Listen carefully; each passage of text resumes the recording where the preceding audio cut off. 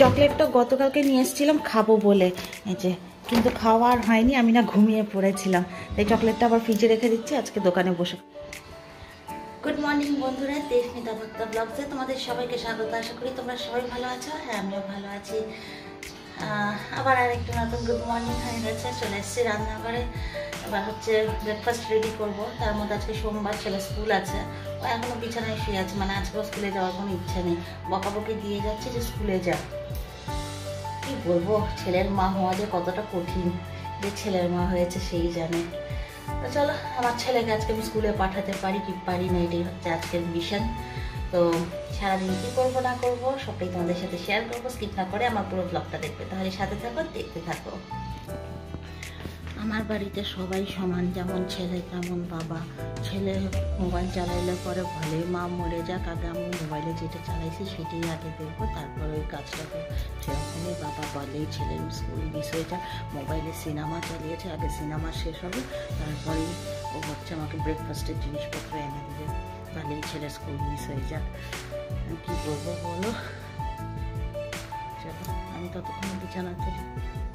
Actually কী হয়েছে বলো তো, গতকালকে তরকার ডাল রান্না করেছিলাম, তো তরকার ডালটা না রাত্রিবেলা তো বাইরে থেকে খেয়ে এসেছি, এবার ওইটা হচ্ছে ফ্রিজে রাখতে ভুলে গেছে। এখন দেখি তরকার ডাল একদম পুরো নষ্ট হয়ে গেছে। একটু যদি মনে করে যদি ফ্রিজে রেখে দিতাম তাহলে আজকে এই ঝামেলাটা হতো না। চলো আমি বিছানা গুছাই, আর কি করব। সত্যি কথা যদি জানতে চাও তাহলে পরে অন্যদের বাড়িতে হচ্ছে মানুষ বাস করে, আর আমার বাড়িতে যেই দুটো বাস করে ওই দুটোকে এক কথায় বলতে পারো দুটো নমুনা বাস করে। মানে কী যে বলবো, এদের জীবনের বোধহয় একটাই উদ্দেশ্য, ঘুম থেকে উঠে মোবাইলখানা হাতে নিয়ে ভিডিও চালিয়ে বসে পড়ো, ব্যাস তাহলেই জীবন সার্থক। মোবাইল দেখতে দেখতে একজন স্কুল মিস করে ফেলে, আরেকজন ডিউটি যেতে দেরি করে ফেলে। চলো বিছানা গুছানো আমার কমপ্লিট হলো, ছেলেকে পাঠিয়ে দিলাম জিনিসপত্র আনার জন্য। ও জিনিসপত্রগুলো নিয়ে আসলে পরে এবার আমি ব্রেকফাস্ট বানাবো, কিন্তু আবার ডিম আনার কথা বলতে ভুলে গেছি।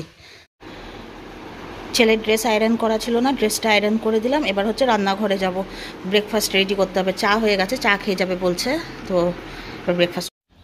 ছেলে আমার সব জিনিসপত্র এনে দিল ব্রেকফাস্ট বানানোর জন্য, এনে দিয়ে ও এবার স্নানে চলে গেছে, আর আমি এখানে ব্রেকফাস্ট রেডি করছি তাড়াহুড়ো করে। একেতেই অনেক দেরি হয়ে গেছে, বাস তো আর পাবেই না কোনো মতে, এবার স্কুলেই যেতে হবে ওকে। তার মধ্যে ভয় পাচ্ছিলাম যে ডিম তো বললাম না, এবার ডিম ছাড়া কী করে আমি ওকে টিফিনটা বানিয়ে দিব। যাক, ছেলে আমার বুদ্ধির পরিচয় দিয়েছে। মাঝে মধ্যে কোথার থেকে যে ওর মাথায় এত বুদ্ধি চলে আসে, ও ব্রেডের সাথে আবার ডিমও নিয়ে আসছে। বিশাল টেনশানে ছিলাম যে ডিমের কথা তো বললাম না ওকে, এবার ডিম ছাড়া শুধু ব্রেডটা দেবো কী করে, বাড়িতে তো আমার ডিম নেই, আর এই সপ্তাহে ডিম কেনাও হয়নি। আমার কিছু কিছু ভুলের জন্য এত বড় বড় ঝামেলা তৈরি হয়ে যায় না যে বলার কথা না। রাত্রেবেলা একটু মনে করে যদি ডালটা আমি ফ্রিজে রেখে দিতাম, তাহলে পরে আজকে সকালবেলা এই ঝামেলাটা হতো না, ডালটা দিয়ে সুন্দর একদম পরোটা ভেজে আমার ছেলেকে টিফিন দিতে পারতাম। কিন্তু রান্নাঘরেও ঢুকলাম না, আর ডালটাকেও বাঁচানো হলো না। অ্যাকচুয়ালি কী বলো তো, আর শিলিগুড়িতে রিস্ক নেওয়া যাবে না, মানে এখন রোজ যা রান্না হবে সব ফ্রিজে রেখে দিতে হবে। মানে বোঝা সারা শেষ, শিলিগুড়িতে এবার গরম পড়ে গেছে, ঠান্ডা আমাদেরকে টাটা বাই বাই বলে চলে গেছে। এবার হচ্ছে রান্না অল টাইম ফ্রিজে রেখে দিতে হবে, আর বাইরে রাখার রিস্ক নেওয়া যাবে না। বাইরে রাখলে পরেই যখন তখন রান্না নষ্ট হয়ে যেতে পারে। সকালবেলা উঠে এরকম তাড়াহুড়ো করে কাজ করতে না আমার একদম ভালো লাগে না, খুব টেনশন হয়ে যায়, কোনটা করব কোনটা ছাড়বো, একটা আলাদাই পরিস্থিতি। আবার করবোটা কি, সকাল সকালও উঠতে পারি না, মানে 7:30টার আগে তো ঘুম ভাঙেই না, আর কোনো কোনো সময় যদি 8টার সময় ঘুম ভাঙলো তাহলে তো আর কথাই নেই, মানে কি করব আর কি না করব, একটা আলাদাই টেনশন।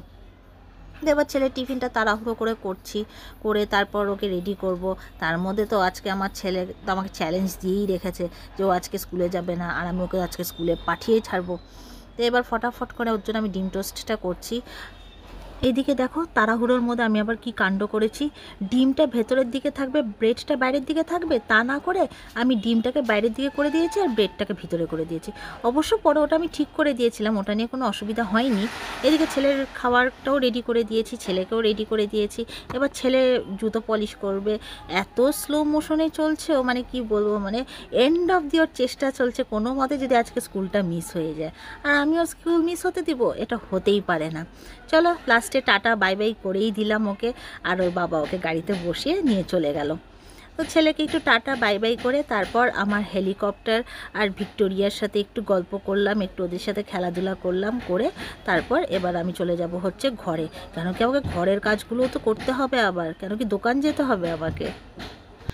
যাই এবার ছাদে গিয়ে যে আমার পাখিদেরকে একটু ব্রেড দিয়ে আসি। আজকে তো আমাদের সকালের ব্রেকফাস্ট ব্রেড। তার মধ্যে এত খারাপ লাগছে না, অতগুলো ডাল নষ্ট হলো। মানে একটু যদি রান্নাঘরে ঢুকতাম আমি রাত্রিবেলা। অ্যাকচুয়ালি মেন কথা হচ্ছে কি বলতো, বাইরে থেকে খাওয়া দাওয়া করে এসেছি, রান্নাঘরে আর ঢোকা হয়নি। আর হঠাৎ করে শিলিগুড়িতে গরম পড়লো। গতকালকেও এতটা গরম ছিল না, গরম ছিল হালকা ফুলকা ছিল। আর তার মধ্যে তো জানি যে রাতের বেলা এসে ইয়ে করে ফেলবো, ওটা খাওয়া দাওয়া হয়ে যাবে, তো নষ্ট হবে না। আমাদের রাতেরবেলা বাইরে খাওয়া দাওয়া হলো, ব্যাস ভুলে গেছি ওটা ফ্রিজে ঢুকাতে। সকালবেলা উঠে দেখে একদম নষ্ট হয়ে গেছে, ওটা আর খাওয়া গেল না। বাপরে আজকে মারাত্মক গরম, ফ্যান চালিয়ে রাখতে হচ্ছে। ছাদে তো আসাই যাচ্ছে না, চোখ খোলা যাচ্ছে না রোদের তাপে।